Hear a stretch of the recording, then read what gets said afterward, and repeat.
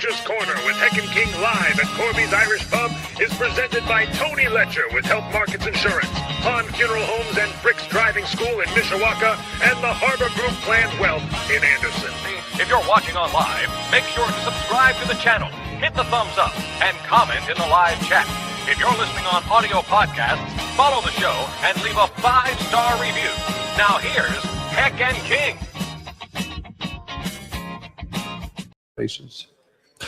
Welcome to Corby's Irish Pub on this beautiful Thursday night in South Bend. Here we are again on Coach's Corner.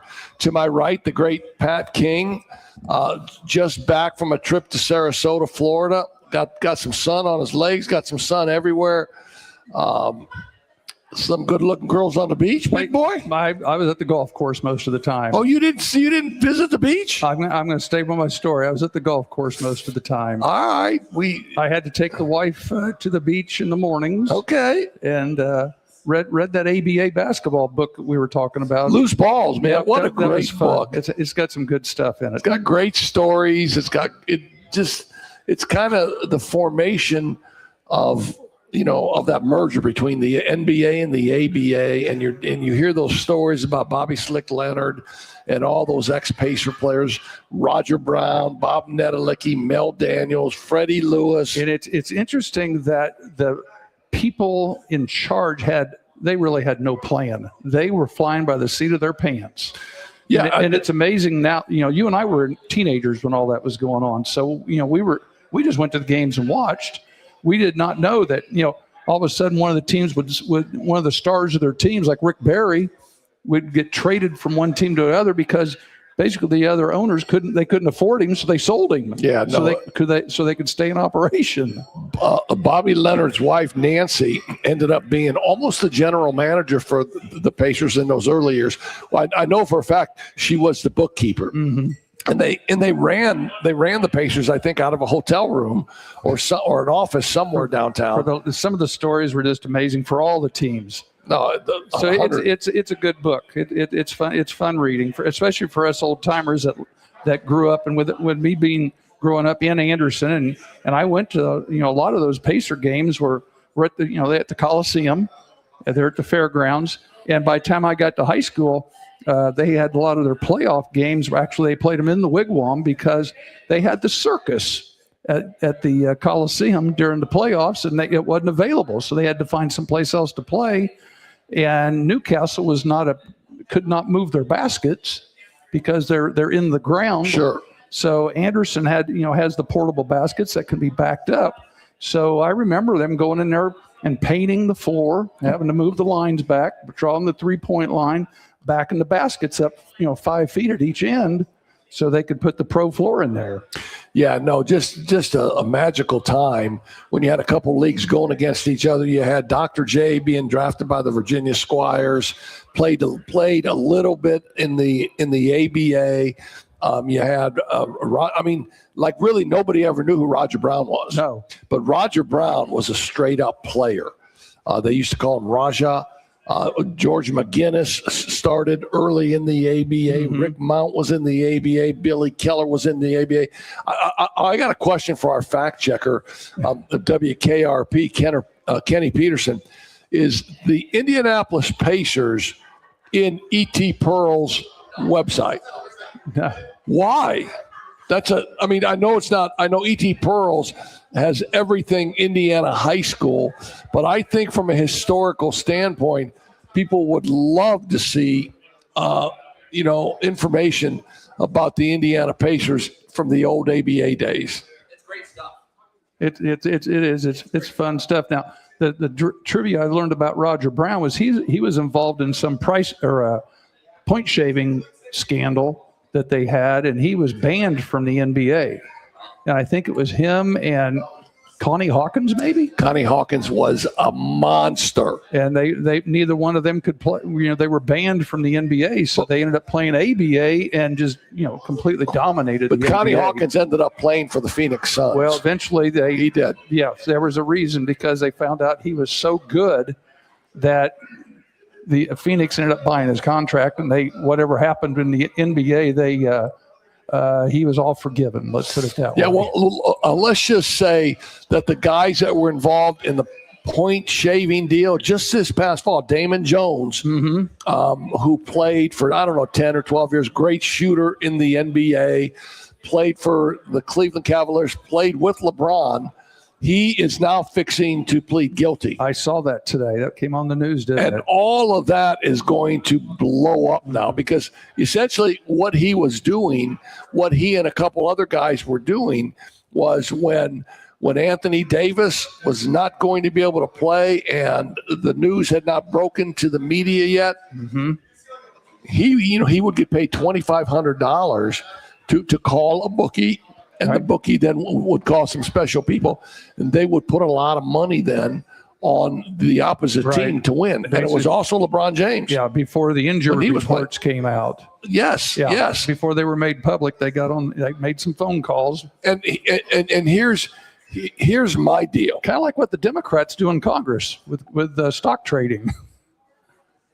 Inside trading. Oh, we're not supposed to talk about that, are they? We have a county council meeting going on to our left. They're not listening. Are they Democrats by any chance? I don't know. Wait, we're in South Bend. You answer. You know better than that. Are they? Is South Bend Democratic? Oh my gosh, yeah.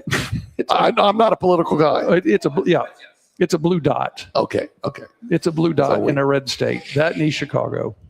Okay. Yeah. But so Damon Jones made $20 million throughout the course of his NBA career. Yeah. He's got to sacrifice everything and put everything on the line for $2,500. Yeah, and it just doesn't make sense, does it? Chauncey Billups, Doesn't make any sense. head coach of the Portland Trailblazers, Doesn't make any involved. Now, he has not pled guilty yet, but my thought process is when it all starts to shake out, there's going to be more people than not that are going to be involved in this. Right. I agree. And one of the other topics, and you can tell we're kind of, I wouldn't say in between seasons, but we're with basketball just finishing up at the college level. I think it's interesting that some of the biggest headlines that we're seeing on TV here in the last couple of days don't involve players. They involve sportscasters. And especially with and coaches. If you remember Vrabel. So you talk about Dick Vitale. He's got cancer again for like the fifth time. Yeah. I'm more talking about New England's football coach and what is up with the Athletics, Diane Rossini and Mike Vrabel, the head coach of the Patriots. They're filmed. There's pictures taken of them holding hands, embracing, and then they both come out and say, "Oh, there's nothing going on." Yeah. You're going to hold somebody's hand in public? You're an NFL head coach. It's called deny, deny, deny. Deny till you die. Right. That's what politicians say. They just walk by. That's what a lot of people say. Yeah. I think we were talking too loud. They all left. Yeah. The mayor was here. Yeah, no, that's cool. That's cool. But anyway, and this past weekend, obviously, there was a real big event going on, which you really do love.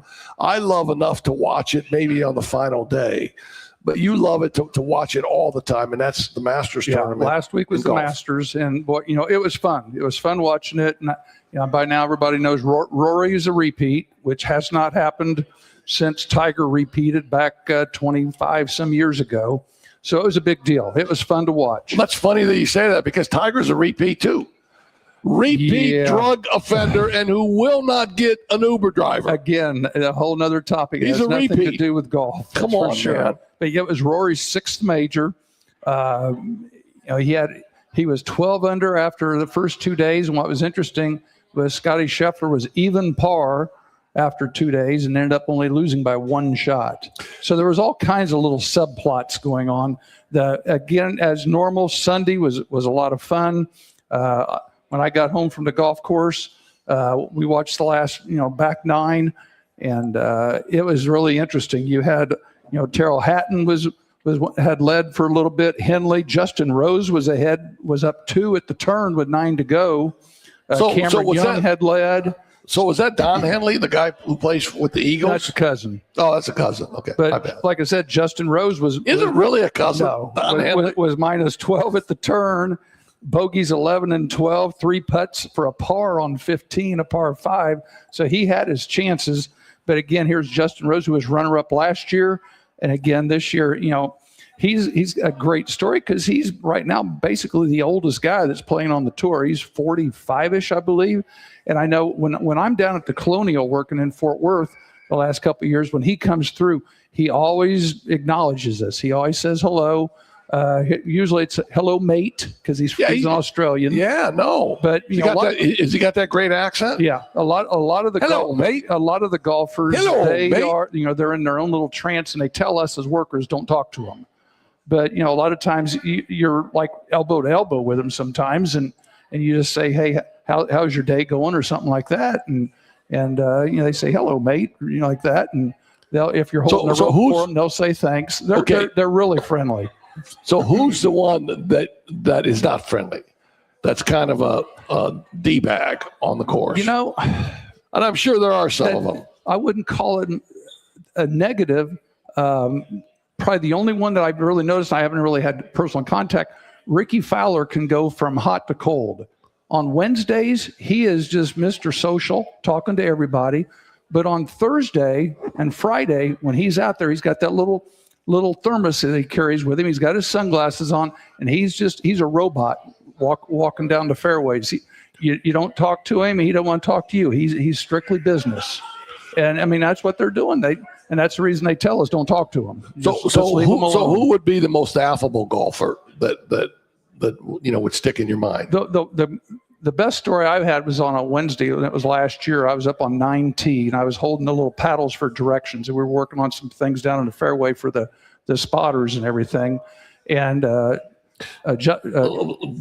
there's no 19th hole. You said you're on 19. 9T. 9T. Yeah, the ninth hole up on the tee. Hey, I'm at the 19th hole. Yes, I was. Drinking some beers, man. Jordan Spieth and his caddy came through, and they were waiting on some people to get through, and they had the Pro-Am, and they were the only ones up there because the members were down at the members tee in front. Anyway, we were looking, and the caddy kind of said, okay, where are we aiming? I said, I was up here, but this about my fourth group, blah, blah, blah. I said, most people are going right inside the bunker. I said, see the tent down there? I said, a lot of them have been talking about, hitting at the tent. I said, but we also mentioned hitting it at the stadium. And they look and they go, what is that? And I said, that's the upper deck of the stadium at TCU. From where we were, you could see the stadium, the corner of the football stadium. And Spieth goes, He goes, I've never noticed. I said, why would you? You're not a horned frog. You're a Texas guy, right? He goes, yeah, good point.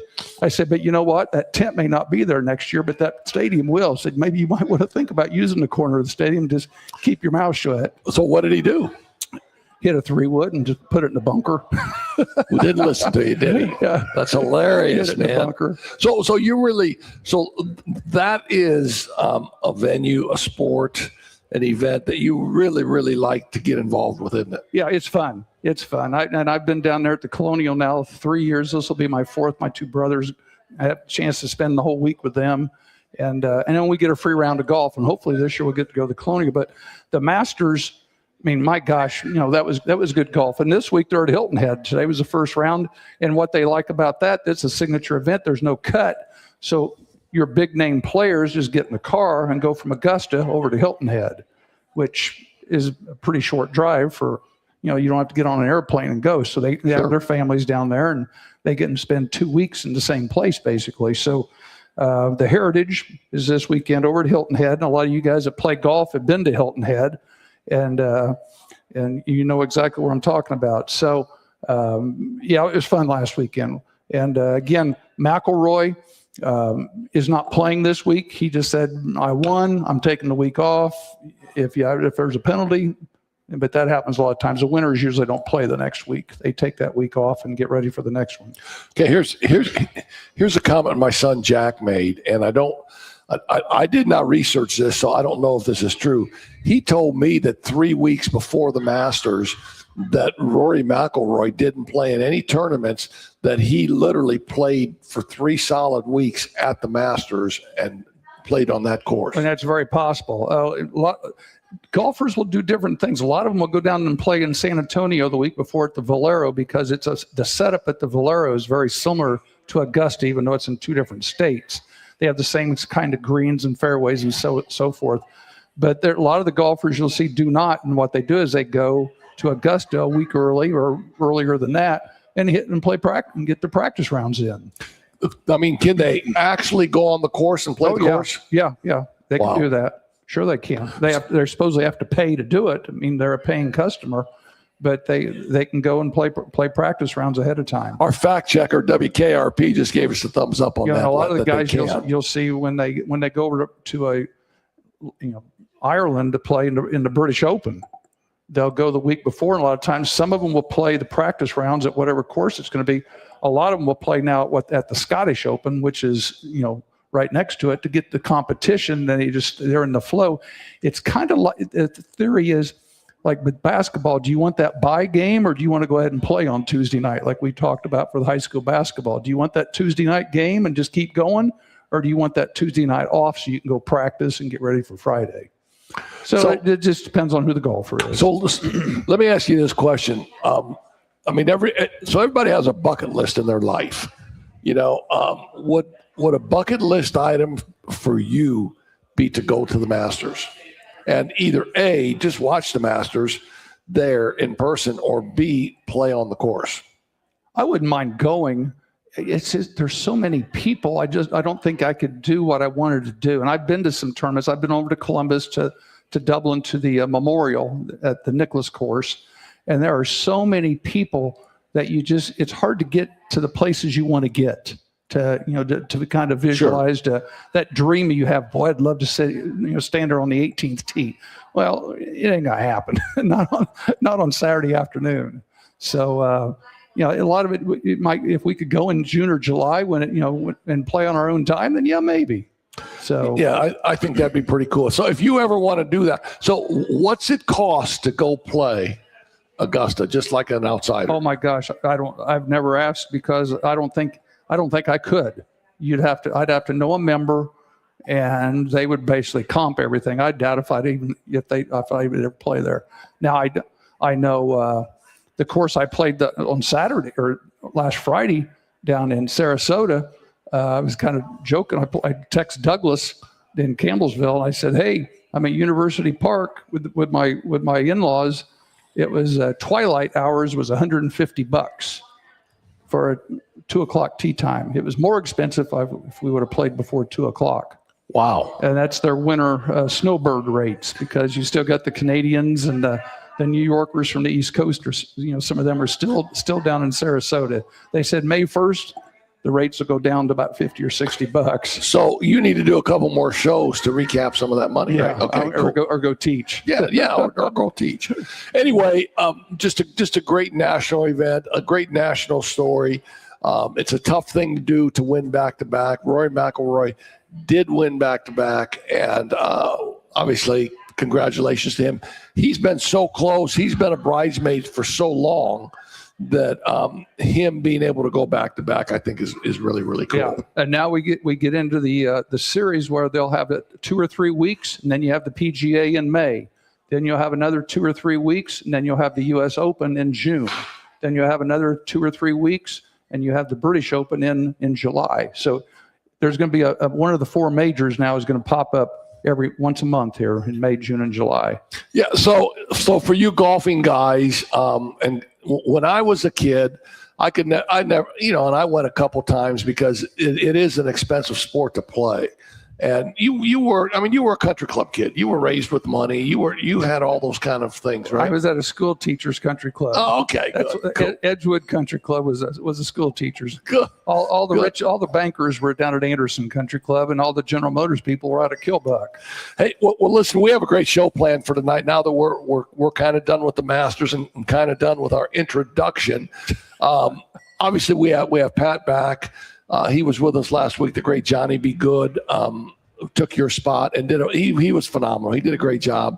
It's great to have you back. Our fact checker here is WKRP Kenny Ray Peterson, and is that it, Kenny Ray? Beautiful. No, Kenny Ray Peterson, WKRP. But Kenny walks in tonight and says, "Guys, I forgot my mic.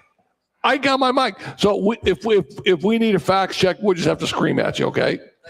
we're going to have the great Tony Letcher, one of our main sponsors from Health Markets, is just a phenomenal Indiana University fan who will come in here and he'll be spouting off and telling me again that IU is going to win the national championship. Now, all of a sudden, IU does not have anybody. They've booted everybody off their basketball team. They only had one guy left, Trent Sisley, and Darren DeFries said, "Man, I can't win with these busters. I'm going to go get some guys." He went and got some players. He's getting some guys, and we'll talk about that.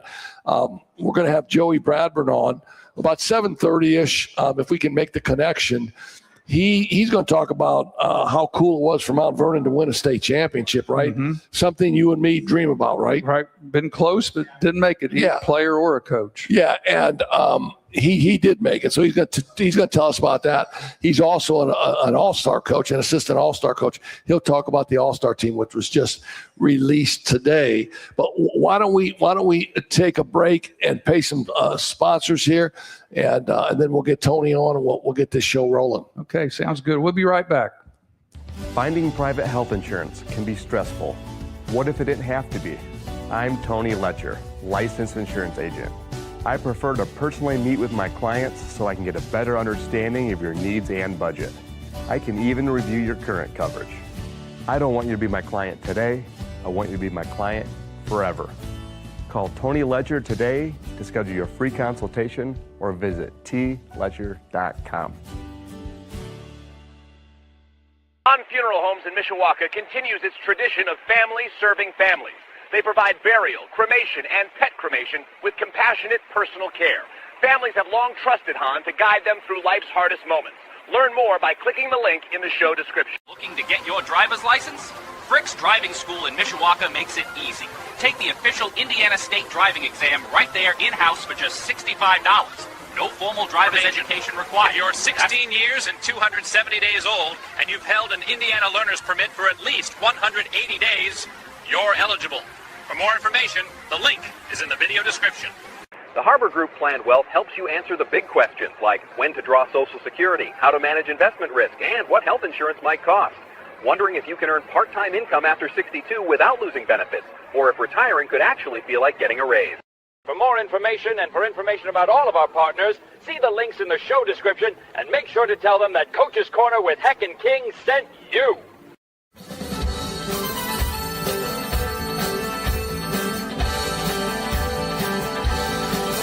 Back with more Coach's Corner with Heck and King. Thanks as always to the Black Sedan Band for the music coming in and out of these breaks.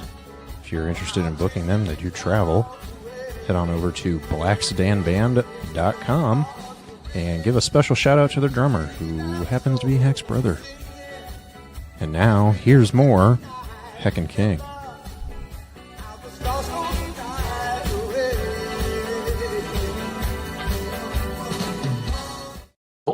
There you go, So we got WKRP. Kenny Ray Peterson is our fact checker. When this music comes on from the Black Sedan Band, he grooves out. He's got stuff rolling, and every time I see you do that, I'm thinking about those dances that you go to. You got like 65-year-old chicks that you're dancing with and stuff, right? 55-year-old chicks. Chicks and chicks. There you go, man. I love that. Is that singular or plural? No, whatever. Don't answer that. That's all. That's your business. And so we're here with the great Tony Letcher. He's one of our main sponsors from Health Markets. He's been with us, I think, from the inception of our show, probably. So yes. Yeah, and he is a South Bend Adams graduate, where Pat King back in the day, Pat King cut his teeth in coaching. Yep. Yeah, and we got our fame and fortune there, didn't we? Yeah, and now Tony is a very, very successful health market agent. Just does a great job. If anybody is in the market for any retirement information or just anything on insurance, please give Tony a call. All right, his advertisement always comes up on our show. So please give him a call. He will talk personally to you, however long it takes. If you're like me, I'm a Polish kid from the west side of South Bend, and I don't know, unless it's a ball screen or it's help side defense, I don't really understand a whole lot. Tony sits down and walks me through it. He walked Pat through it. Yep, both of us. And we understand it now. I know. And I know that, when we landed at the airport here in South Bend this last weekend, you walk in there and the first thing you see as you're leaving is this big billboard right up there. There's Tony's picture, Health Markets. He's at the airport. Seriously? Oh, yeah. He's at the airport. You're spreading out now, man. Everywhere. Big time. So you're talking about the airport in Sarasota or the one in South Bend? South Bend. Bend, South. Oh, okay, cool. I think that's great, man. But anyway, Indiana University just holds a very, very special place in Tony's heart. And I mean, not only from a basketball standpoint, but now from a football standpoint, when football, Anthony Thompson and Trent Green and a lot of those guys that were individually good players, but they couldn't bust a grape when it came to winning games. Yeah, Randall L. is probably one of my favorites. Yeah. Play. Yeah, and he's now the wide receivers coach for who? The Bears. Chi-Town Bears, man. You got to keep that mic up there. Everybody wants to. The Bears. Because we promoted you, and I can't tell you how many hits I got on my account. We want to hear Tony talk about IU. Yep. And they said, make sure he has the mic up. Well, right now, IU basketball is one of the big topics right now because they are one of the heavy hitters in the transfer portal. Yeah, number one in football transfers, number one in basketball. Isn't that something? I never thought I would see that day. Okay. Is the pocket that deep right now, I guess? Must be. It must be. It must be. Well, And why do people want to go to IU? Why not? I'm just asking. Yeah. Why IU? Why Culture. not somewhere else? I think a lot of it's the culture that SIG has brought on the football side. Watching some of the And guys. talk about DeVries how is great- falling right into it. He talked Right. about it. Maybe it took him a year Right. to get his feet under him. And, the IU people struggled a little bit this last season. And This is a good start. So he had to do something. so here they go. okay, tell me if you think this scenario happened. If about a third or halfway into the season, Kurt Signetti walked in to Coach DeVries' office and said, Darren, listen, I love you, but these busters you're putting out on Tuesday and Saturdays, they ain't getting it done. Get the money. Go talk to the AD. Go talk to Dolson. Get the money. Start over. As soon as the season ended, there was one player left, Trent Sisley, right? Right. And the rest of them were gone. Oh, yeah, all gone. Now, I mean, did they transfer out? Were they told you ain't playing here anymore? Well, most of those guys graduated. I Okay. think That's true. There were a lot of fifth-year players, I sixth-year thought Dorn would players. stay, but Dorn left a couple days ago. So I thought he would be the one guy that might stay. So, but I think most of those guys weren't probably good enough to make the team this year. And I guarantee they had a tough conversation of, hey, you stay, you're just not getting paid and you're not going to play. So I think most of them said, hey, we're out of here. Yeah, when I was a sophomore in college, maybe a junior, I had a conversation with my coach. My coach was mad at me. I wasn't working very hard. He said, I'll just take you out of the starting lineup. I was straight. I looked at him square in the eye. I said, Coach, if I ain't starting, I'm departing. Yep. You know what he said? Yep. Don't let the door hit you in the ass. And then about 2 weeks later, we had another conversation. I said, Coach, if I ain't playing, I ain't staying. Well, that comment today in today's world is really true. Oh, big time. Yeah. Big time. It centers around everything that we govern life by now, money. Right.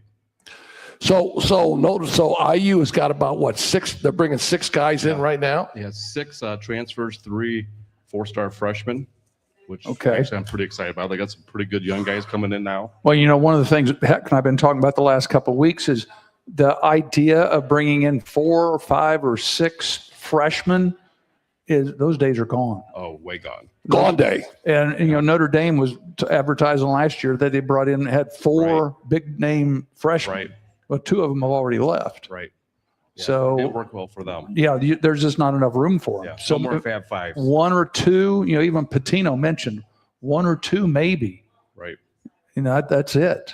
What's interesting that you mentioned Fab Five because, Dusty Mace, just an outstanding coach. And obviously his story is well documented, a manager for Bob Knight, played at Eastern Green High School, which is just outside of Bloomington. Now the head coach at Michigan, Fab Five. He brings 5 guys in. from the transfer portal. He brings 5 guys in from the transfer portal, and he starts 5 new guys, and they win the national title. Yep. And they won. And the point guard staying. I did see that. Why don't you go over the list that you have of the new guys? Because I have a list also, and we'll compare some. Yeah, most of these guys I can't pronounce their names, so. You can pronounce the Notre Dame transfer, can't you? Oh, so Burton, I'm actually really excited about, because one guy that IU did not have last year was what they call like a magnet, or a guy that can take to the hole, make things happen. A point guard. You know, a point guard. Yeah, a point guard. Well, no, but not Sometimes just those guys are shooting guards. yeah, but not just a point. I wouldn't call him a point guard. I would call him.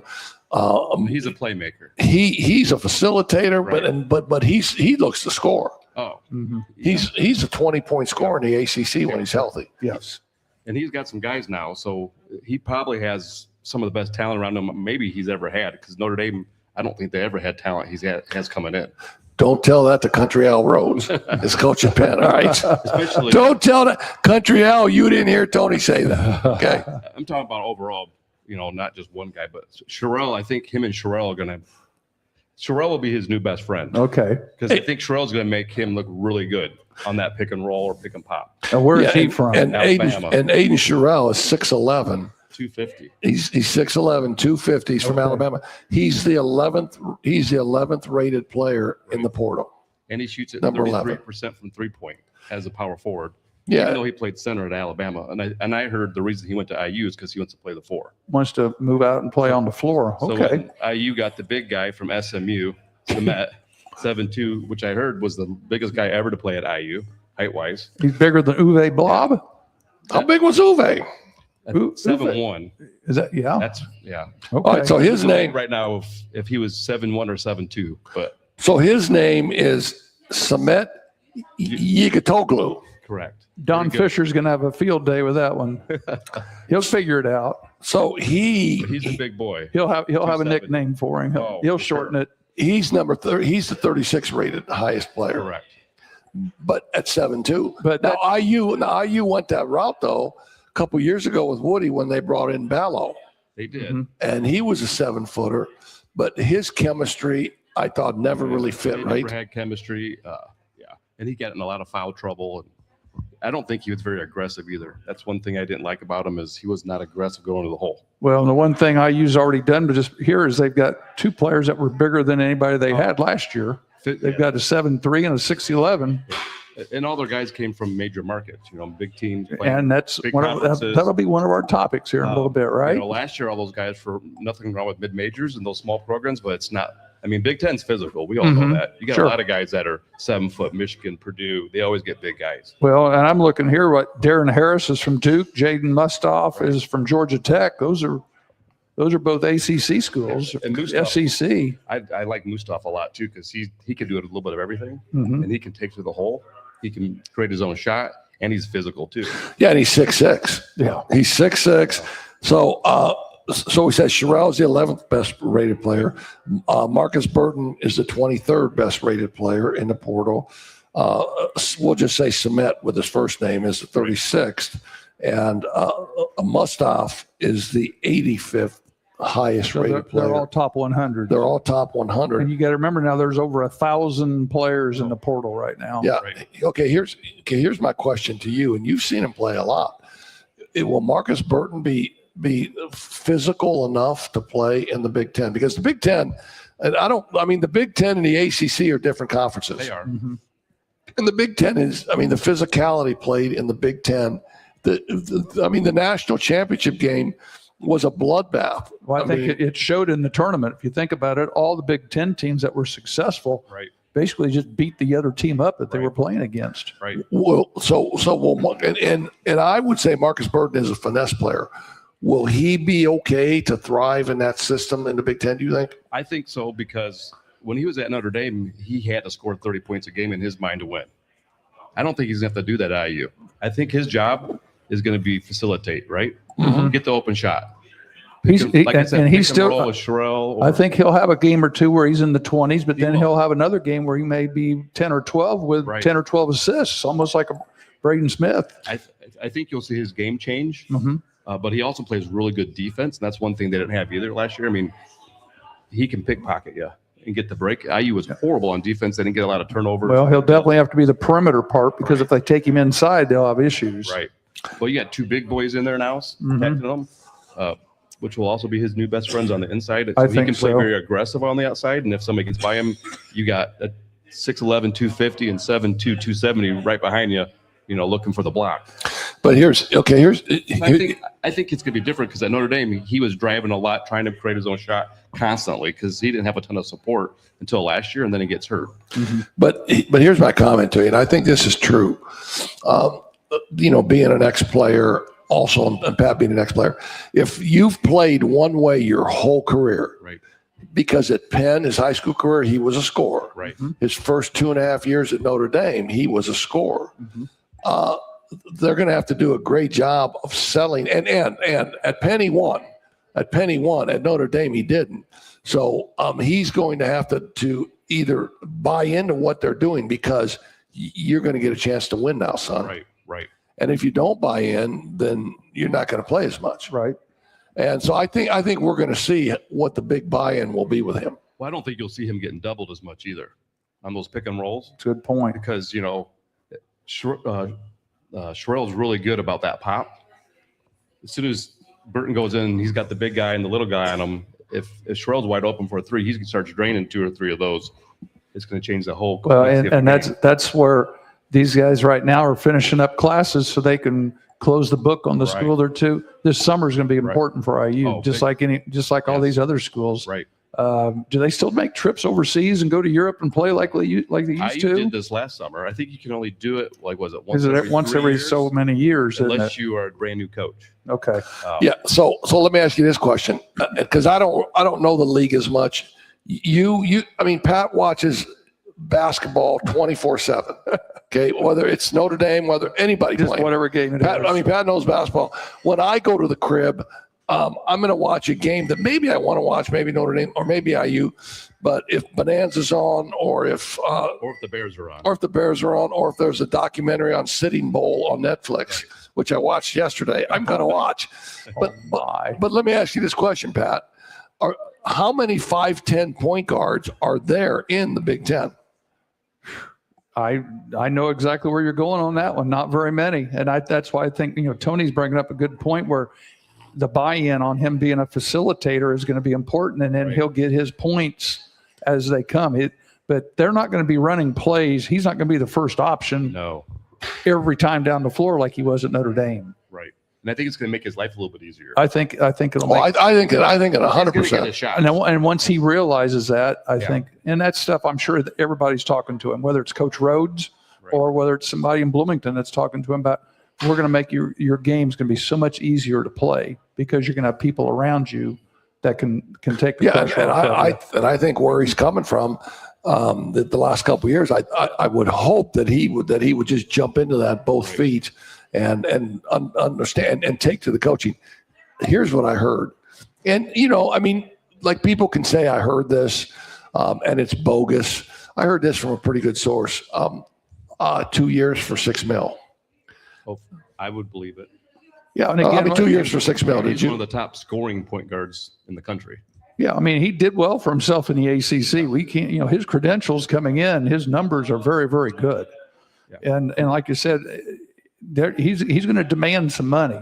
And a month ago when we had Jimmy King on here and we were talking to him about what if, he said, it doesn't matter whether you're in college or pros. $3 million is $3 million.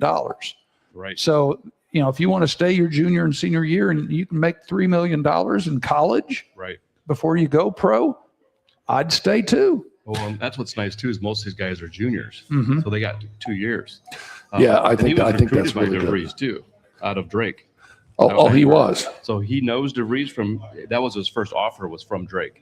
And I had heard that's where he was probably going to go until Notre Dame offered him. Interesting. Well, then he made a visit to poor Calvin Sampson, right? Calvin Sampson crying the blues. We ain't got no money. And he signs a couple of the top players in the pool. Yeah, right? he signed Dayton Thomas and Delreco Gillespie from K-State and LSU. He signed 2 major, just like you said, these are not minor league players. Right. one from LSU and one from K-State. So they must have found some money someplace, because Yeah, I'm sure they didn't go there for free. When Calvin Sampson was the head coach at Indiana, I had gone to a practice because Dan Dockich was an assistant coach on his staff, and Dan Dockich and I were really tight. And I was talking to Coach Sampson, and he's of Indian heritage, Right. okay. And one of the things he told me about Dockich I thought was really cool. We were talking about him. He said Dan's got some mud in his veins, which is kind of an Indian reflection. You know, he's got some mud in his veins. Right. And I thought that was really, really cool, to be honest with you. But anyway, so Marcus Burton, he's number 23.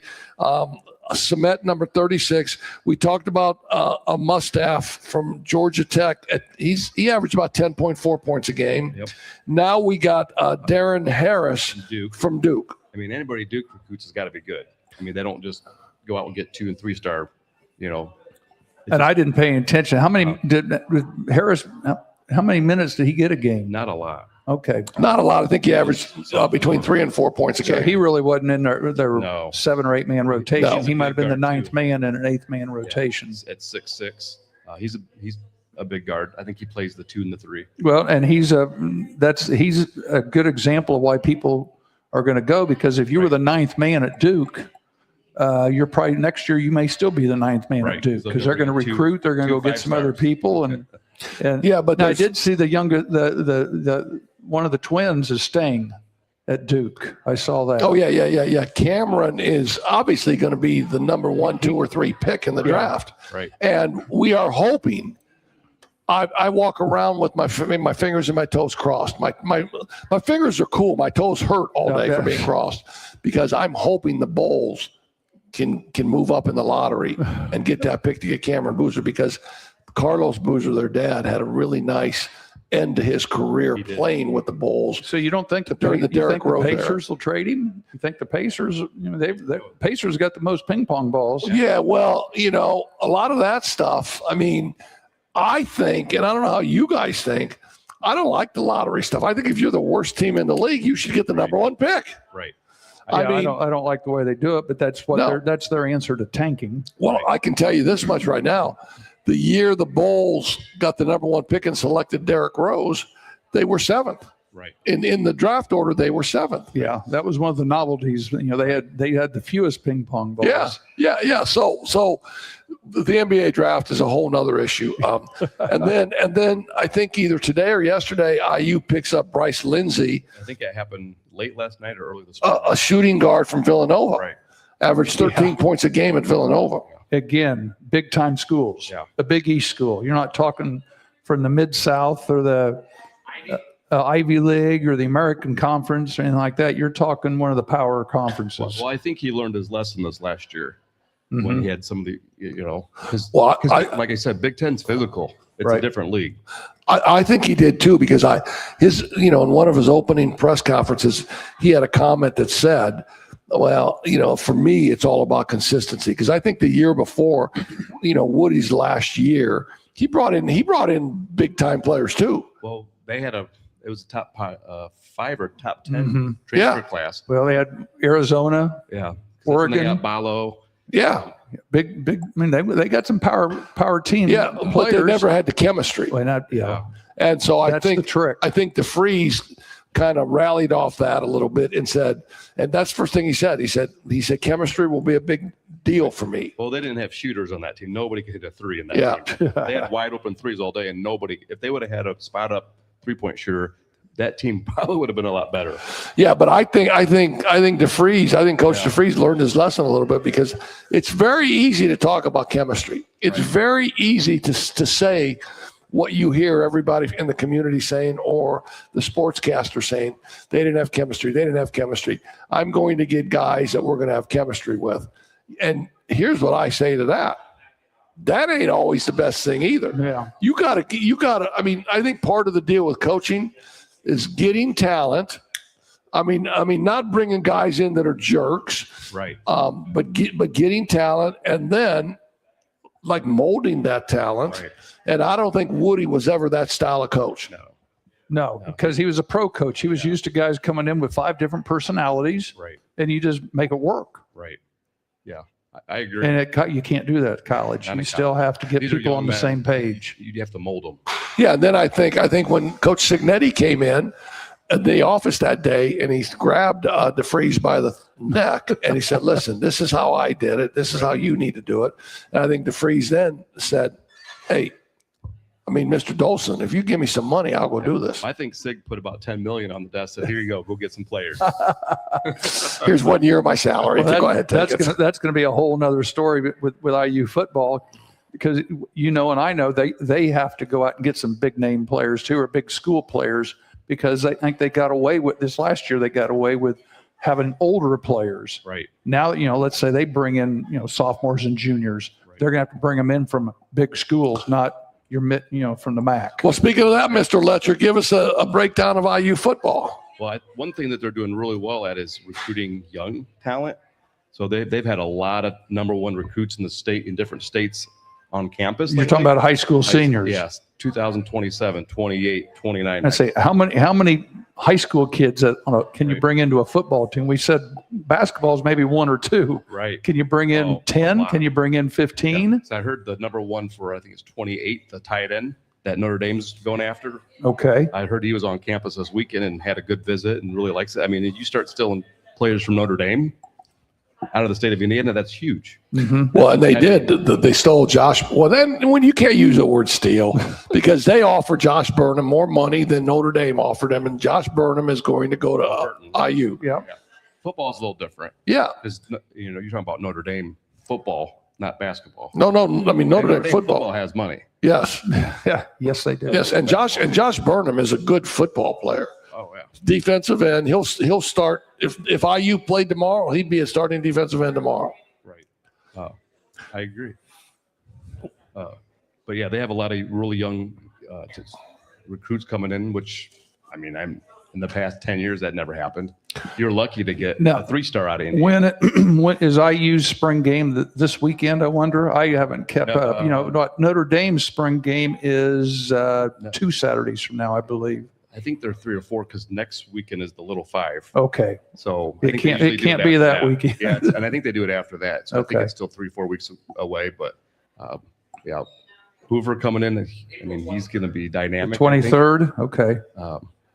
And Yeah, and he's a quarterback he's a from quarterback where? TCU. Yeah. TCU. Some people say he's better than Mendoza. Well, sure they will. So, Yeah, but that's a hard thing to say because Mendoza's a freaking Heisman Trophy winner. Yeah.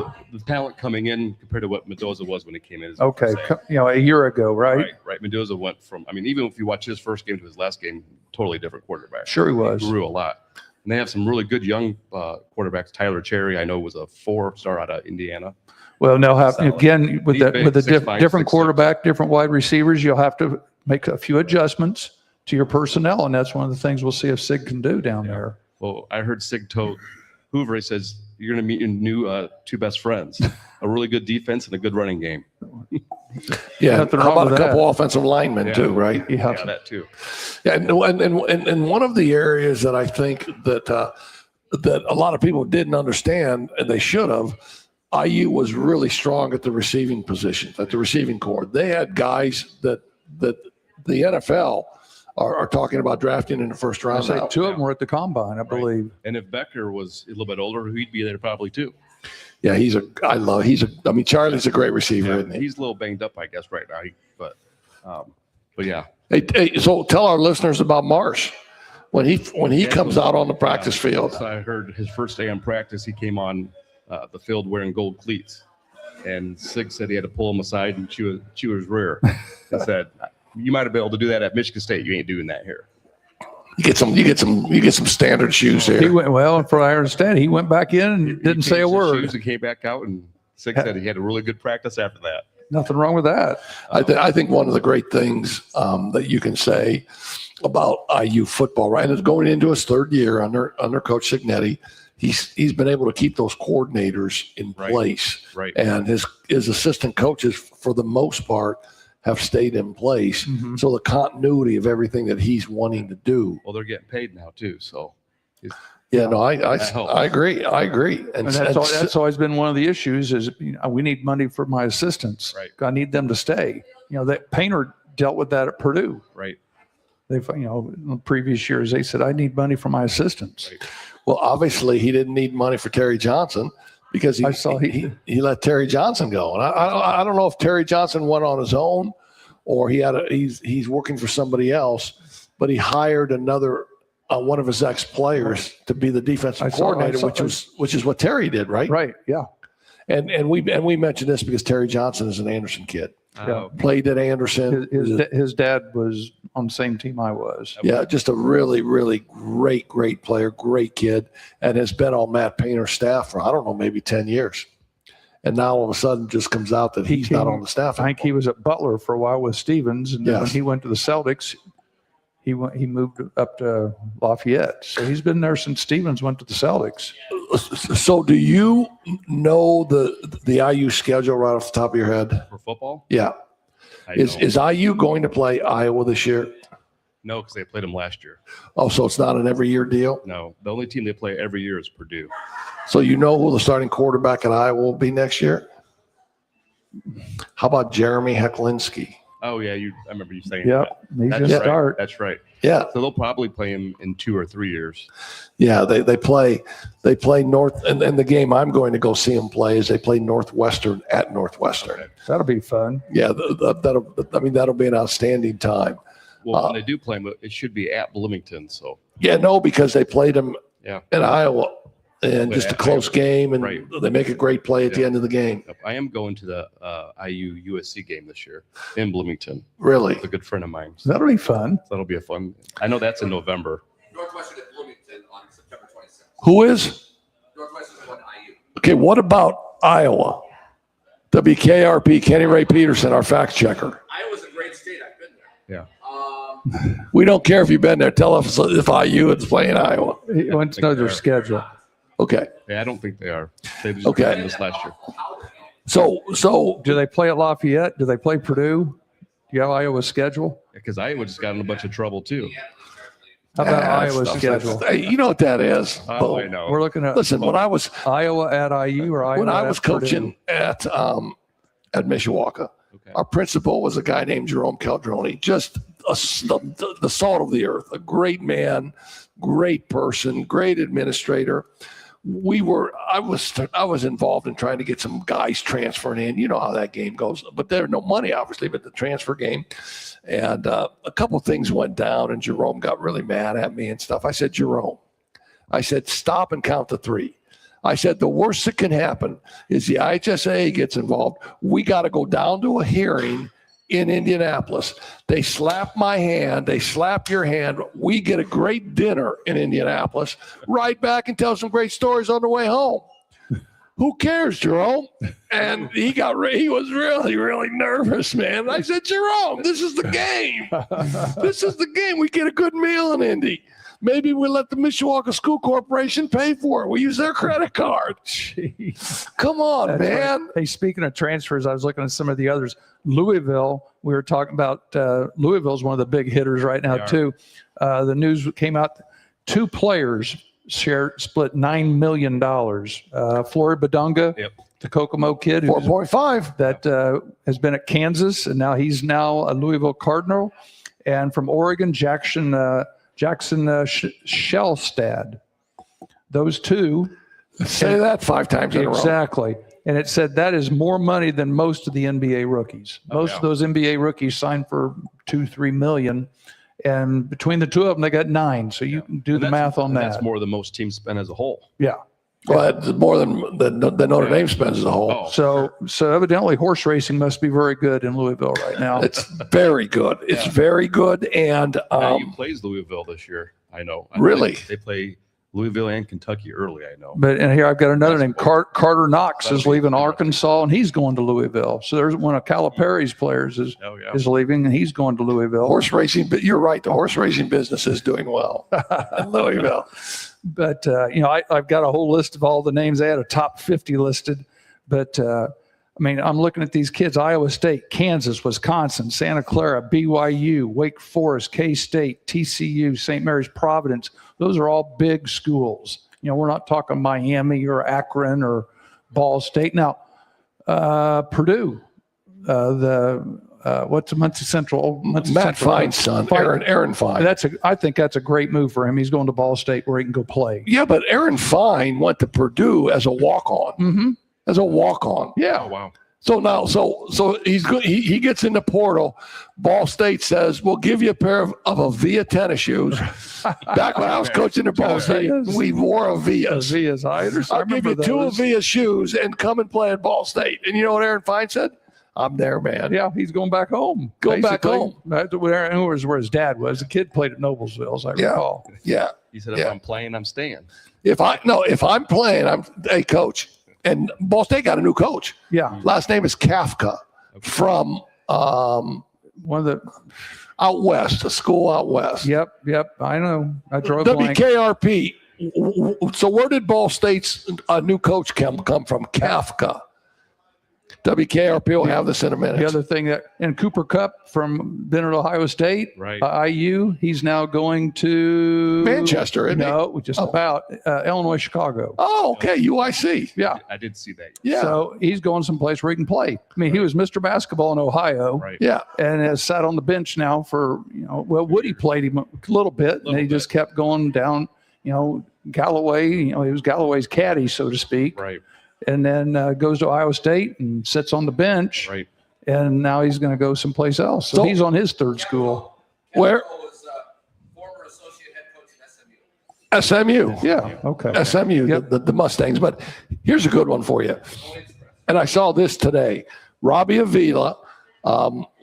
He's got a lot of nicknames that he goes by. He's the center from Indiana State that transferred to St. Louis. Right. Got the big old glasses. Yeah. So what are some of his nicknames? Like Cream Jabbar Yeah. or Cream, because he's white. Cream. Yeah. And he's got a couple other Oh, nicknames. they're all, So He's got one more year. He's got one more year of eligibility. He's petitioning for it, but he's only taking 10 mil. I'm for sale for 10 mil. I want to say, Robbie, come on, man. And I think he's pretty good, right? Yeah, but I think he's having some fun. He is. Here's another name we haven't mentioned. One of the Notre Dame players, Cole Serta, he's going to Clemson. Oh. So I think that's a nice landing for him. Yeah, their 5-star recruits going to Tennessee, I saw Yeah. yesterday. And Yeah, Jalen Harrison's going to we'll Tennessee. we'll get into that in a minute. But I mean, is there anything else we want to wrap up on IU? Is there anything else that we didn't hit? I don't think so. I mean, you're feeling pretty good, right? I feel better this year than last year. And throw Last- football in there, you yeah. feel great, right? Yeah. I mean, football around the corner, and then who knows? It's going to be a good year for So I got to ask you this. I just got to ask you this. Yep. You didn't go to. I mean, like IU has the season to remember. Right. Okay, it's like Hoosiers all over again. But you didn't go to any games last year. No, I was supposed to go to the Michigan State game, and it fell through, and then it was hard to get tickets unless you wanted to pay. Yeah, no. Well, It's going to be hard to get tickets this year, That's why we too. got USC tickets. that's why you got Health Markets gear. I know. Sell some Health Markets I gear. know. And you didn't go to any of No. the tournament games. Well, yeah, I was out of town on some family stuff for a couple of those weeks, and then the championship game I looked at going, and I know Joe went, and Joe had a blast. yeah, I'm sure he paid a pretty penny to go. And No, I he thought- did. I thought about it. I'm like, I think Yeah, I'll stay home. And prices I think went I'd up. stay home Prices watching went with up Brown. here. Heck came over and we got to watch together. We watched it together, man. We did. So I mean, Yeah, that's as you say, priceless, right? pizza prices went up here for Joe for about a month. No, it's still going up, man. Joe had to pay the bills for that trip to Miami. I'm sure. No, but that's a once in a lifetime thing. It is. So let me ask Hopefully you. it's not though, right? No, I know. Maybe it's not. And- You and never We don't know. We'll see. this year. It'll be interesting to see if this dynasty, this mini, because you got to call it a mini dynasty, right? 27-2 maybe or something. So it's kind of a mini dynasty because he's only been there 2 years. You got to see if that can sustain itself. I mean, do you think that can sustain itself? Right now, yes. Yeah, I mean, Ryan Day does it, right? When Saban did it for many years. and are they going to be 12-0 this next year? Who knows? Even if they're 10-2 and get in Right. as the 7 or 8 seed, I think that's a good thing. I think it's a good thing. Especially if he keeps developing quarterbacks, getting 10 guys in the draft every year. I mean, that's what these kids want. Right. Of course, they all want to win a championship, but they're looking at, am I going to get exposure? Am I going to be a, top 1 or 2 round draft pick? You know, they want to get paid, right? Yeah, The fun thing, the They're fun getting thing, paid going to Bloomington. It's a win. the fun thing now is you're talking Ohio State, Michigan, Penn State. Those three have been the names for the last Right, 6, 7, 10 years. right. Now you got to talk about IU too. Right. So when you look at your schedule and go, okay, that's a win, that's a win. You start, Right. oh, there's IU. I agree.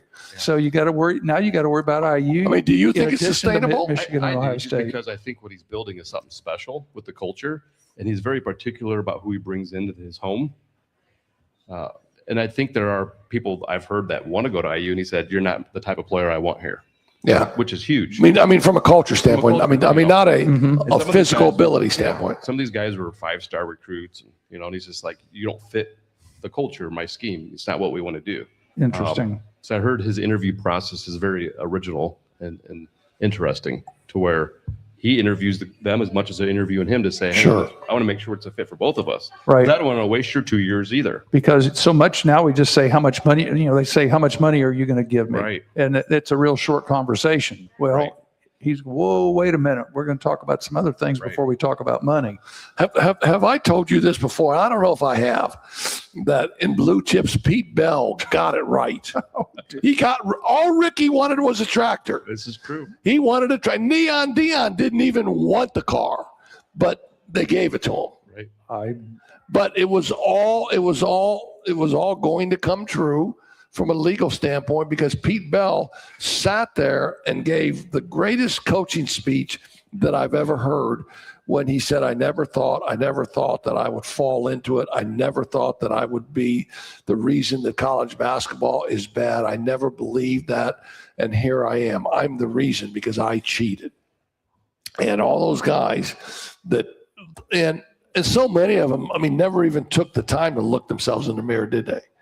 I mean, all those, and I'm not going to mention names because, but all those guys that were giving out money before it was okay to give out money. But Pete Bell sat there and said, I never thought I'd say this. I quit. I quit, and condemned himself and felt really bad. And then the end of the movie, walked away.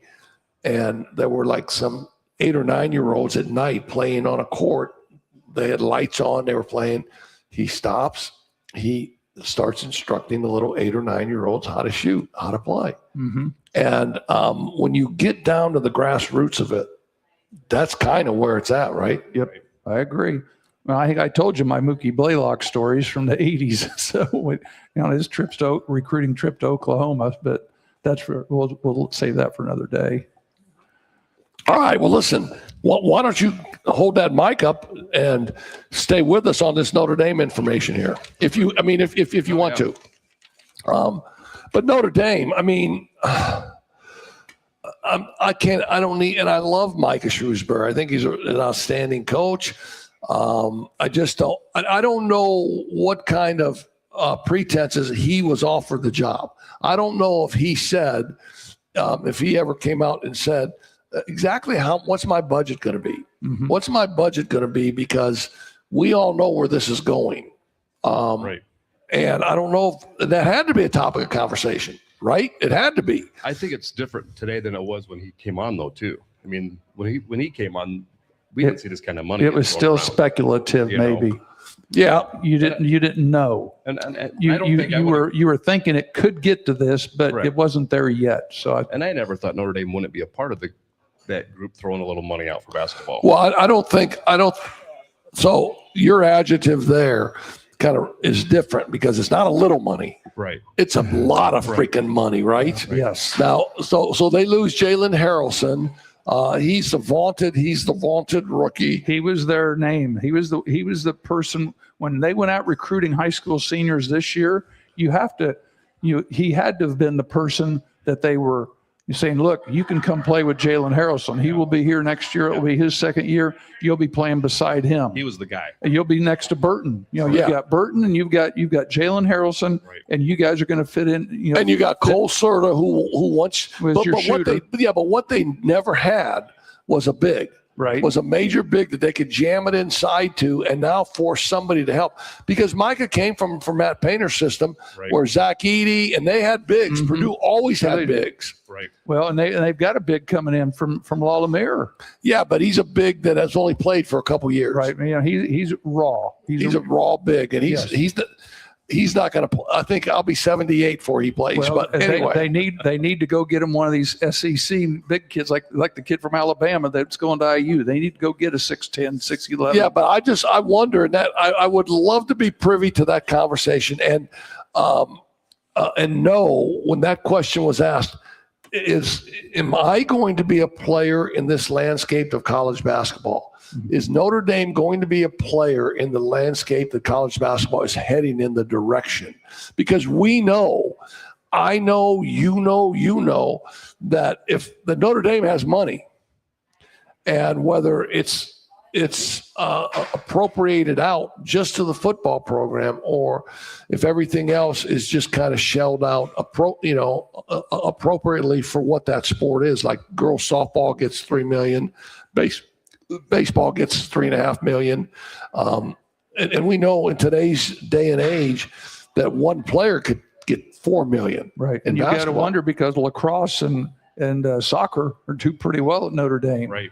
You know, has their budget increased? Or are they not involved with this yet? I don't know. Because word on the street was Jalen Harrelson $3.8 million to Tennessee. Okay, that's word on the street. And Jalen could call me tomorrow and say, "Coach, you crazy, man.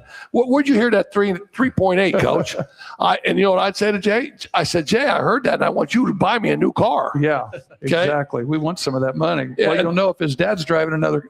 His dad's got another nice car. You'll know. His dad is the absolute best. Art is the absolute best. His mother is just great people. Garrett Sundra leaves, goes to James Madison. Okay, so that's the kind of player that Notre Dame's getting now from James Madison. Right, and they got Garrett Sundra. He's proven he can't play. So they're going to get another Garrett Sundra, right? Yeah, and they go to Winthrop and pick up Logan Duncombe, who is the Big South Player of the Year. Yeah, and that's their big. IU, I think his first 2 years at IU. Yeah, he was IU, goes to Winthrop. Now he's coming back to Notre Dame. Yeah, and his first year or year and a half at Winthrop, his stats were minuscule. He was 18-9 this year, 60% shooter from the field. He's an inside player. So is he going to be the 5-man? I don't know. Is he the answer in the ACC? He's the answer in the Big South. In the Big South, he could do it. Okay, was Garrett Sundra the answer in the ACC? No. So he goes at the risk of hurting anybody's feelings. No, he's going to play in the conference. Is James Madison in the Big South? I think they might be. Yeah, so you're switching two players now. Right. And here's Cole Serta going to Clemson. $1.2 million, I heard. Good for him. $1.2 million. Sir Mohammed. I never liked Sir Mohammed. And I'll tell you why I didn't like Sir Mohammed, because his father was Nazim Mohammed, played in the league with the Bulls, played in the league for maybe 100 years. Yeah. 6'10", 7-foot or whatever. But the times that we were able to watch him in practice and then in games, he just wasn't a tough, hustling guy. Right. You know, you make a mistake. If you make a mistake, if you throw a bad pass, your ass better be the first guy back on defense. He didn't respond like you would want him to. Yeah, and you better not be jogging down after a bad play. Right. And I saw that, and I could be wrong. You know, some of those guys could call me and say, "You're absolutely wrong, Coach. You should have seen him in practice. He's not a dog." I don't think he's a dog either, but I just thought I saw whenever something went wrong for him, he didn't respond how you and I would want him to respond. Now, he hasn't picked a college yet. Okay, he hasn't chosen a college. You talked about the incoming guy, Logan Duncombe, Big South Player of the Year. Cool, 18.3 points, 8.9 rebounds. And then they signed Ethan Roberts today, 6'5", shooting guard from Penn. Now, is that Penn High School? Don't think so. That's from Penn. University of Ivy League. Mm-hmm. Ivy League, about 17 a game. So now you're again. Yeah. And I know those guys know players. Right. if you're at that level, you know players. Right. But I don't know if your hands are just tied or they got some other big things in the frying pan. Well, a lot of these players, their agents, whoever it might be, their handlers, they're calling schools. They're calling Louisville. They're calling IU. Are they calling Notre Dame? Well, it doesn't matter if they're calling them because every one of their assistant coaches is calling them. Somebody because they all got agents, right? Sure. Right. Yeah. So I don't know. I don't know. You got the two Shrewsbury kids. You got Logan Imes, nice player. But if you got a true ACC team, is he getting major minutes for you? Right. No. If he is, you're not very good. Yeah. I agree. Yeah. And you got now I think Brady Kohler, the 6'9" kid from Cathedral, is a straight up player. I'm happy he stayed. I think he's a straight up player. Yeah, I think he's gonna. You put some people beside him, I think he'll be very productive. Yeah. Because he can play inside and out. I'm anxious to see. The athletic kid that they're getting from Lalamere, and I know the Sanderson kid. Yeah. Well, I know when you're going to get a kid like him from Lalamere, hey, you're playing next to Jalen Harrelson. You got Marcus Burton on the point. You got Jalen Harrison. You got you on the other wing. Right. Now you ain't got him. Mm-hmm. So I don't know. I think it's a hard dynamic. It's a hard dynamic to have to be involved in if you thought that you were going to be a big player in that. Now, is Notre Dame football team a big player in the market? Hell yeah. Oh yeah. They're getting 5-star guys. Well, and the thing I'm seeing right now, and I don't like it, but I think a lot of these kids, like the Sanderson kid, now he may not be a good example because his dad's on the staff as the weight coach, but players are going to come in, high school seniors, incoming freshmen are going to come in. If they have a good year at Notre Dame, they're going to do exactly what Harrelson did. They're going to go test the market, and they're going to use Notre Dame just like you and I have talked about the mid-majors at Ball State or St. Louis or wherever it might be to see what their market value is. Well, unfortunately, I think you're going to have a hard time keeping a good player at Notre Dame for 4 years.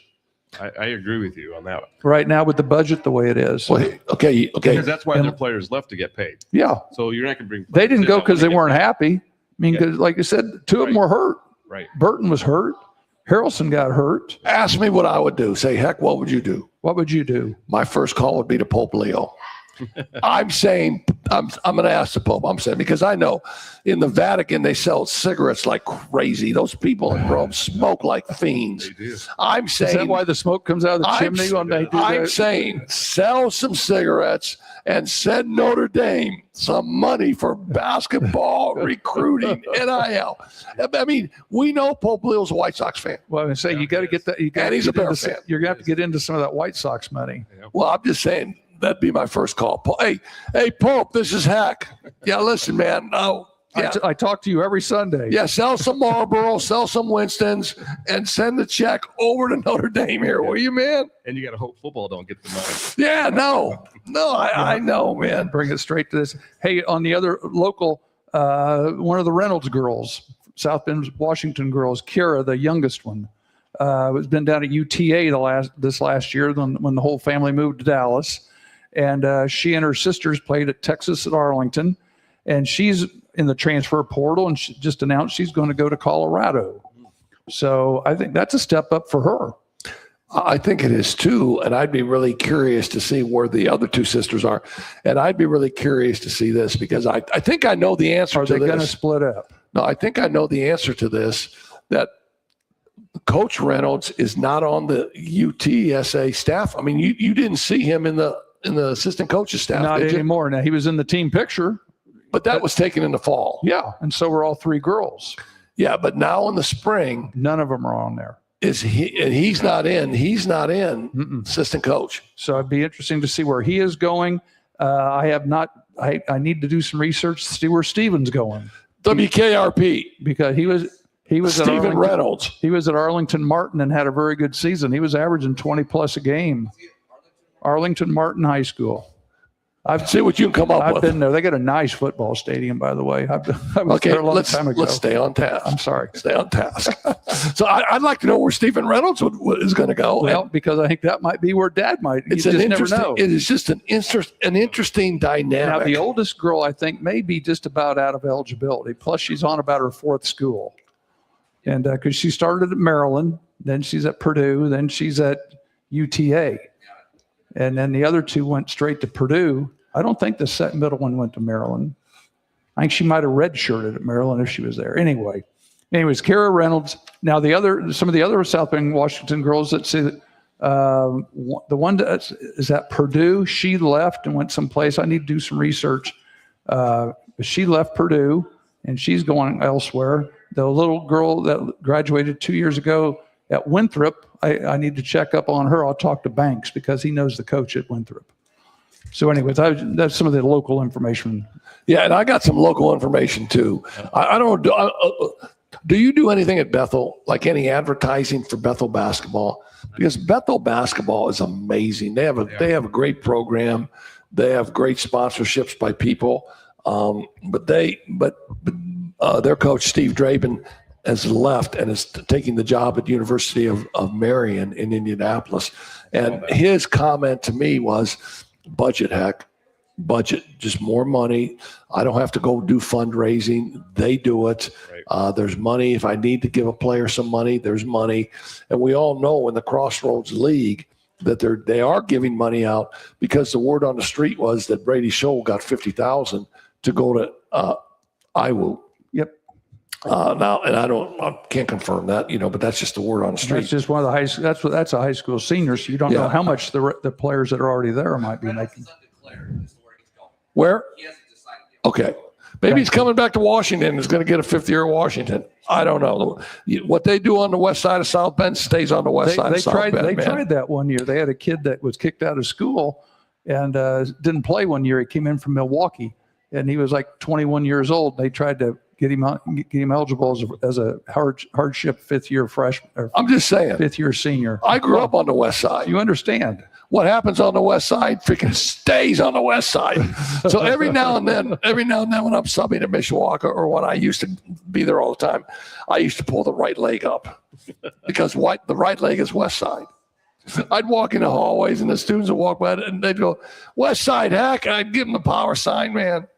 But so David Osborne is taking over at Bethel, and David Osborne was a 2-year coach at Trinity Christian, a nice school in the Chicago area in that CCAC league. Yep. But all of a sudden, one day they come to David Osborne and they said, "Hey, Dave, it's the last year we're closing down the university." It's kind of like when they closed down St. Joe Rensselaer. Right. I mean, remember St. Joe Rensselaer was rolling. They had a team. They were playing. Kyle Binge was the coach. Yeah, and they came one day. They said, "We're closing it down. We're closing the doors tomorrow." Yeah. Well, and I talked to David Osborne because I did a couple of his games this year. And he said, "Yeah, they just came and said, we're closing the doors, man." So he didn't have a job, and he's an outstanding coach. He spent 6 years at Indiana Wesleyan as an assistant. And if you know anything about the Crossroads League's basketball, so I'm going to tell you this right now. NAIA, you're a Big Ten guy. I know you love sports. NAIA basketball has gotten really rich off of this portal stuff because a lot of the high school kids that would have been D1 recruits, they're not D1 recruits anymore, but they're playing in this NAIA league, and NAIA can give them straight up money. Mm-hmm. Right. So the Crossroads League that we have here is Bethel, is Grace, is Indiana Wesleyan, it's Huntington, it's Spring Arbor in Michigan, Mm-hmm. it's Taylor University. It is the best NAIA league in the country. And predominantly Indiana players. Yes. And so Grace College and Indiana Wesleyan are predominantly always the number 1 and 2 team in the country. They're always ranked like that. And Bethel's been up there a few times. Mike Lightfoot just did a great job at Bethel. Well, so this coach that Bethel just hired was a 6-year assistant at Indiana Wesleyan and just did a great job. So he's coming in, and David Osborne will do great things at Bethel. So next winter, when there's a night you're not doing anything, I want you to come with me and watch a game at Bethel or watch a game at Holy Cross. The college basketball that those guys play at that level is tremendous. It's tremendous. And what happens is a lot of those guys that play in the Crossroads League, and they get to be 20-point scorers, 22-point scorers. Then the NCAA Division I will take them. Right. But it is great basketball, right? Am I right on that? It's kind of the double A that goes to we'll call the MAC, maybe the triple A. Right. And that their next step is either Missouri Valley or the MAC. Yeah. Right.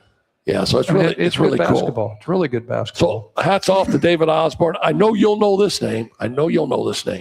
Does the name Dave McGinnis ring a bell to you? It does.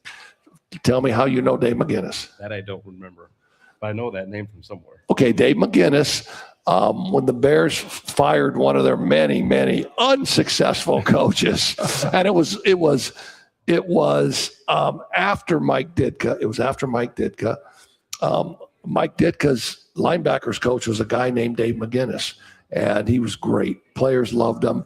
He interviewed for the head coaching job of the Bears, and the Bears never even offered him the job. They just assumed that he would take the job. So they broke the story that said Dave McGinnis is going to be our new head coach. But they never offered it to him. And, they lowballed him on money and all that stuff. And so Dave McGinnis, I'd taken his job.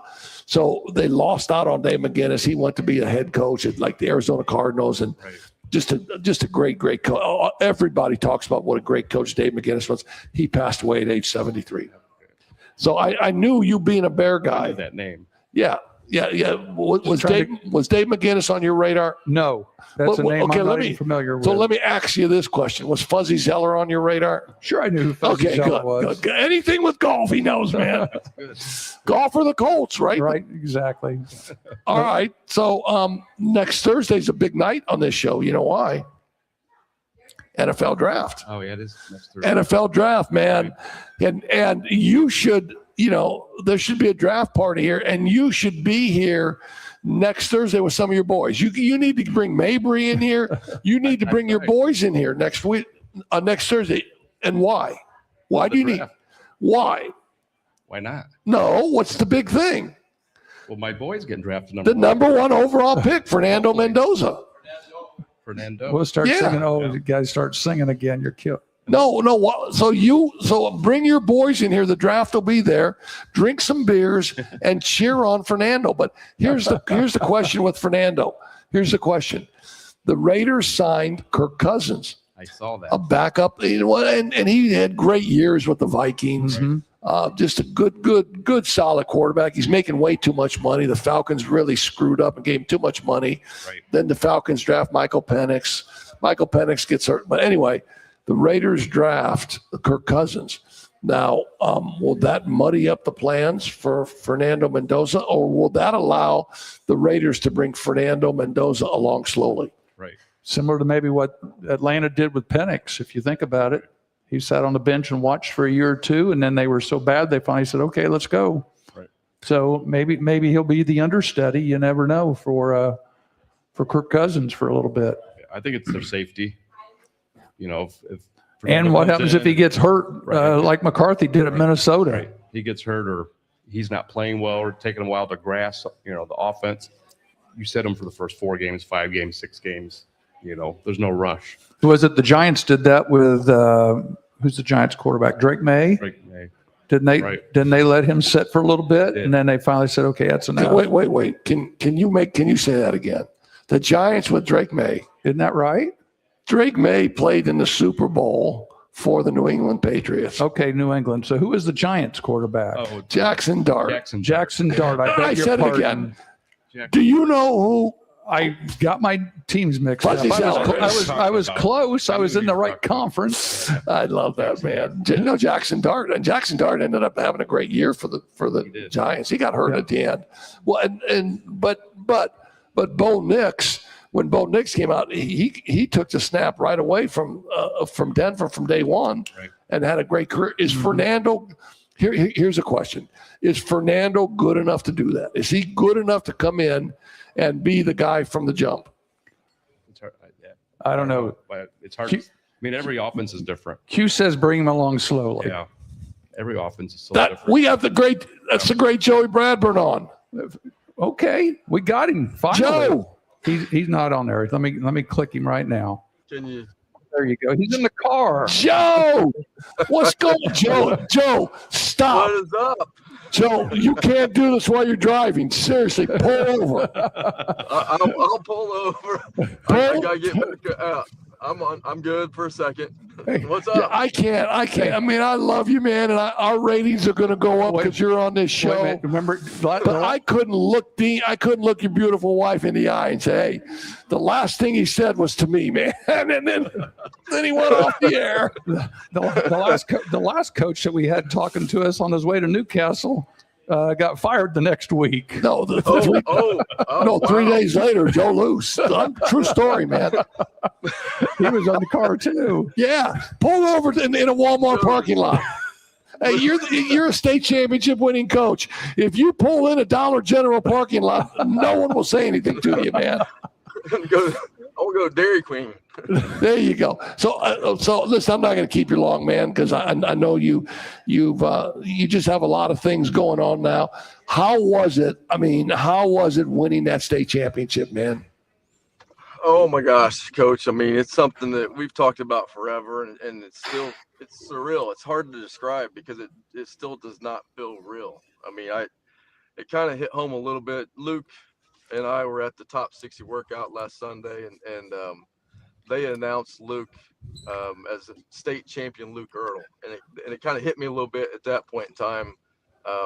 My guys can forever say they're state champions, and Mount Vernon can always say they have a state champion now, and so it hit a little bit home that way, but it's still it's hard to believe. So yeah, I think from the history of Indiana high school basketball, your name will be etched in there forever, and from the small town of McCordsville and all of the people that Brad Stanley and all the merchants in McCordsville that will be forever linked in a really cool thing. Don't forget Fortville. Yeah, Fortville also. Yeah, bring it all. Yeah, don't forget them. I mean, it was a blast because I have a group of guys. Everybody knows about Luke, and everybody should know about Max at this point in time. But the other guys, they all stepped up and just did their role. I mean, they're just a perfect example of when guys sacrifice and just put their heart into the team.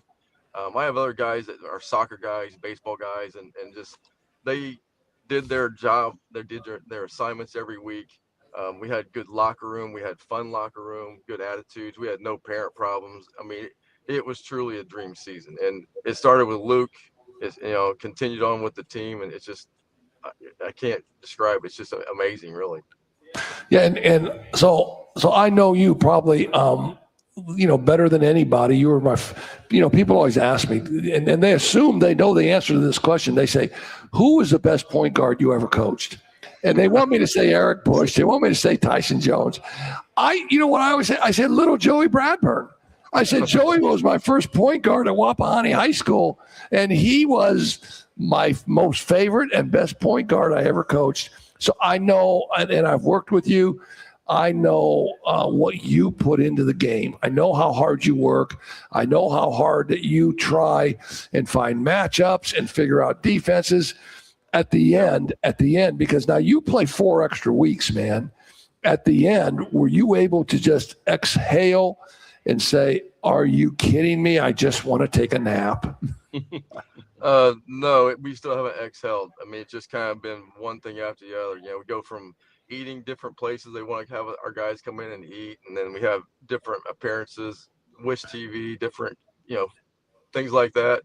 And then we get on your guys' show, Coach Heck. I get to talk with Coach Heck tonight. So it's been continual since that point in time. And our coaches probably haven't slept in 6 weeks. It just in the preparation, all of it, and then the celebration part of it. It's just been continual. But it's a crazy, but a crazy fun. So. Yeah, no, and we had Luke Ertl on the show here, and we talked to Luke a little bit about the honor of Mr. Basketball and all that stuff. It was the week before the sectional, after the draw. He was so good with it and so reverent about what if he was Mr. Basketball and they played back home again in Indiana, and how cool that would be for him to be able to go through that. And I thought, in a day, in the day and age where there's so much cockiness, arrogance, he's just a baller that just loves balling, doesn't he? He's a student of the game. He's been preparing for this moment since he was like 10 years old. He's been doing training. He's been doing he loves it. He has a passion for it. He's in love with the game. And then the amazing thing, and I don't know if we talked about this last time, but I've said last week, if you thought about a perfect high school basketball player, it's Luke Ertl. And it's because you come to practice, and for 3 years, I never saw him have a bad day. I mean, he came in with the same approach, the same attitude, and he was consistent competing every day. And so it was quite easy to just see what our team did. They rallied around what his lead was, and we all get this tag about getting soft. And so it came up about a couple weeks ago. Luke said, Coach, some of the other guys were like saying you kind of were a little soft this year, and a couple of things like that. And I'm like, first of all, I was a little ticked off.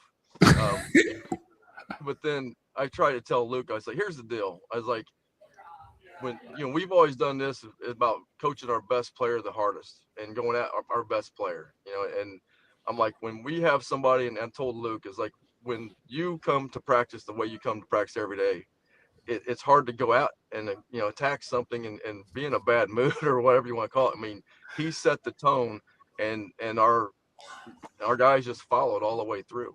So it was just a blast.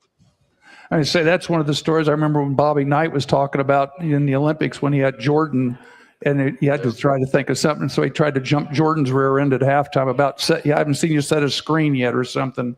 So, hey, I do have one real quick question. You said you've got some baseball players. How much of a break did they have before they went and started playing baseball? Well, they're avid, passionate baseball guys. And one of them's going to go to Arizona State to play baseball, and the other one's going to go to Bellarmine, however you say it.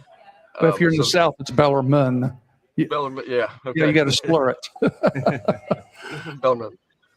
But they were, and this is what's changed in my day. Back in the day, we were like basketball only. But I learned the last time I went to the state, I had a kid that barely came into open gym in the summer, and I had to concede for him, and he was my team captain, led us to a state runner-up at Yorktown. So from that point in time, I'm like, I let them follow their passion. So they have been hitting, since January. They've been doing stuff on the side, doing their hitting and all that stuff. So when they got done on Monday, they were at practice. Well, Sunday actually, they went and hit, and then on Monday they were at practice. So we didn't have a spring break, and they went right into practice, so they're ready for that first game on Saturday. Interesting. Hey, let me ask you this question, and obviously now in the annals of Indiana high school basketball, Mount Vernon will be forever up there. I watched the movie Hoosiers with Monica, who just loves the movie. We watched it the other night, and at the end they showed the picture up in Hickory, of the fictitious Hickory team up in Knightstown. That picture will be up there forever and ever and ever. And when you walk in there, you'll look at that picture and you'll have this great feeling come over you every time you look at it, man, right? Without a doubt. And funny you say Hoosiers. I mean, we kind of compare our team a little bit to Hoosiers in a small way, but our guys all talked about, some of them have never seen the movie, which was amazing. But we're supposed to sit down and watch it, but we always kept on getting interrupted or something came up. And so now the seniors, even yesterday, they said, hey, we're going to get back at your house and finally watch Hoosiers together so everybody sees it. And it's like, so that's the next thing that we're going to do as a team is to get to my house and watch Hoosiers, play some cards and hang out. And so, it just leaves that is so cool. So let's switch gears just for 30 seconds here. You're now an assistant all-star coach, right? You're going to represent the state of Indiana. And I can't tell you how It will take some time out of your summer, out of your great golf game. But I can't tell you how cool that is, because you're representing the state. And the selection and the team just came out, was out today. You know, so were you in the meetings and helping to select that team? Yeah, I was in the meeting that we had after the top 60.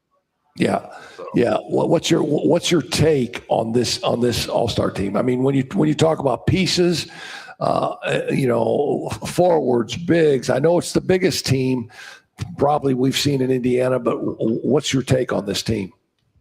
Well, that's part of forming it as well, is that you got to get some guys in different spots, and you know, we need to have some guards that can handle pressure and whatever Kentucky throws at us, and we have to have some, you know, some shooters and just get a balance for things, and so that's kind of a little bit how the team was formed. And obviously, you know, I'm familiar with Luke and how he guides things, but the rest of the guys are talented, skilled, and there's always going to be the controversy of who's in and who's out. I mean, no matter what, that's going to happen. And but you know, we'll get together, I think May 17th, and start forming, you know, what we're going to do practice wise and scheme wise and so forth. So I'll know more then. But Todd Wolfley and Chad Ballinger, I'm excited to work with them. I know Chad really well, and Todd I'm getting to know a little bit as we go. So it's, you know, we're excited, but the battle now is or the focus is to beat Kentucky. So we'll start figuring that out on the 17th. Yeah, and that is because at the end of the day, we take a lot of pride in that Indiana All-Star game here in South Bend. This is one of our great IU guys here, Tony Letcher from Health Markets, in on this interview a little bit. But we take a lot of pride in that, and we don't want to be the coach to lose to Kentucky. No. I mean, I remember when we played at Kentucky, the first 3 minutes of the game, we were getting hammered bad. And I told one of the refs to get the tobacco out of his mouth and start reffing the game the right way, because you got juice coming down your lip. And in the first 3 minutes of the game, I get banged up, man. And you know what? What? We got banged up, coach? In an All-Star game. We got